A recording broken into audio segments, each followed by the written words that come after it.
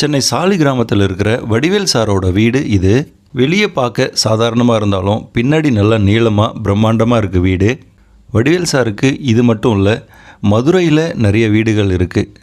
மதுரையில் ஒரு பெரிய பங்களாவே கட்டியிருக்காரு. அப்புறம் தமிழ்நாட்டில் நிறைய மாவட்டங்களில் பிளாட்ஸ் வாங்கியிருக்காரு, விவசாய நிலங்கள் வாங்கியிருக்காரு. இவங்க வடிவேல் சாரோட அம்மா. இவங்க பேர் சரோஜினி. வடிவேலோட அப்பா பேர் நடராஜ பிள்ளை. வடிவேல் சாருக்கு 3 மகள்கள், ஒரு மகன் இருக்கிறாரு. இவங்க தான் வடிவேல் சாரோட மனைவி. இவங்க பேர் விசாலாட்சி. இவர் தான் வடிவேலோட மகன் திரு சுப்பிரமணி அவரோட மனைவியோடு இருக்கிற படம் இது. சுப்பிரமணி சென்னையில் படித்தார், இப்போது மதுரையில் இருக்கார். சுப்பிரமணி மதுரையில் தங்களோட சொத்துக்களை எல்லாம் நிர்வகிக்கிறாரு.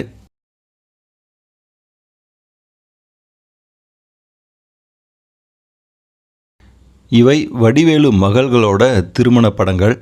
வடிவேல் சாரோட மகள்களோட பெயர்கள் என்னென்ன அப்படின்னா கன்னிகா பரமேஸ்வரி, கார்த்திகா, அப்புறம் கலைவாணி.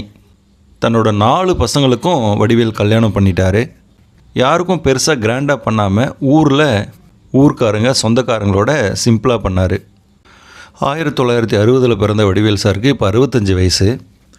வடிவேல் இதுவரைக்கும் தோராயமாக ஒரு 300 படங்களில் நடிச்சிருப்பாருன்னு சொல்கிறாங்க.